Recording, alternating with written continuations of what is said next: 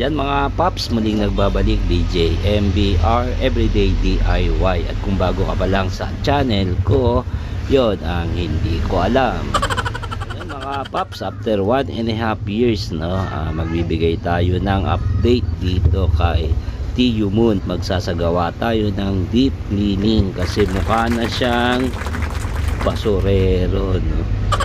Yan, puro langis, no. Talagang gamit na gamit siya sa talyer. At syempre magpapalit na rin tayo ng anvil chuck. Ito yung anvil chuck na may lagayan ng ano, ewan ko, nakalimutan ko.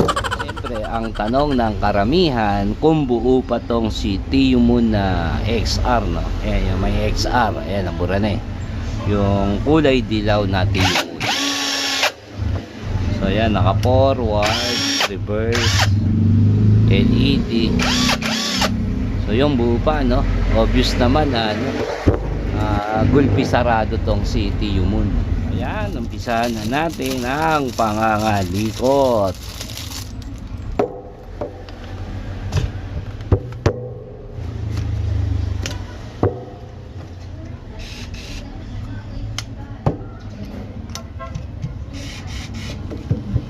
Ito mga paps, dagdag ko lang, iba na yung kanyang tornilyo dito, na lost thread na, no? Kaya ano na siya, Phillips screw.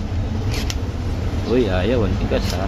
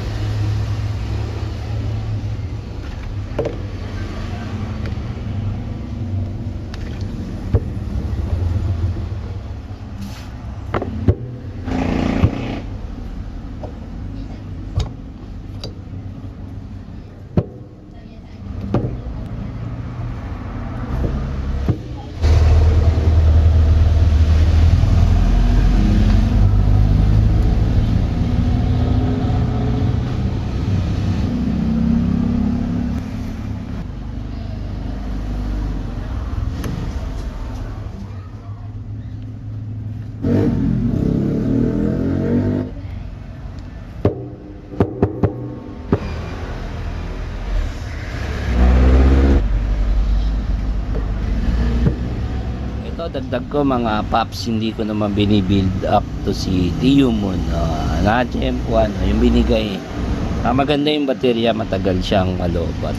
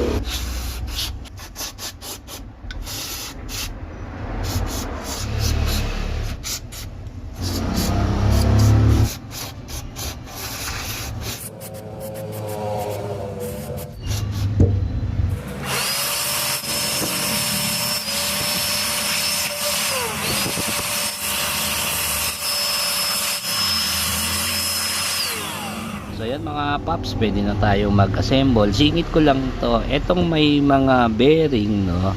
Huwag nyong hugasan to ng ng kerosene o ng gasolina, kasi itong bearing na yan may grasa yan sa loob eh. Pag nahugasan niya na, dun yan i-stop, no, kapag nabanlawan yung pinakagrasa niya sa loob tulad nito.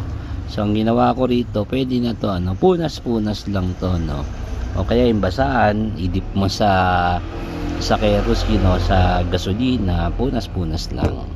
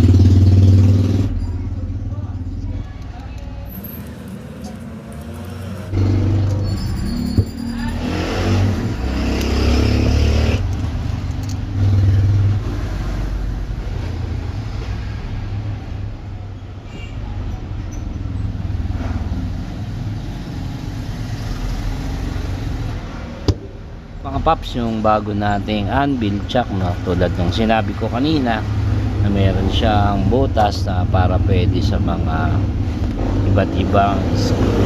Yan, yan sukat yan dito eh. So yun, medyo masikip, no, virgin pa eh.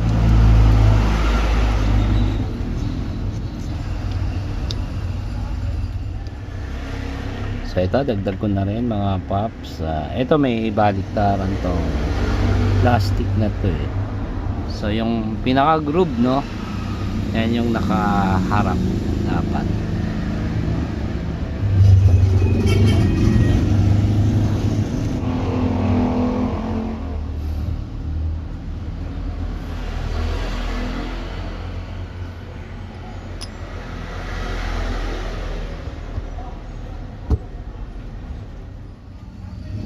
Galing ah.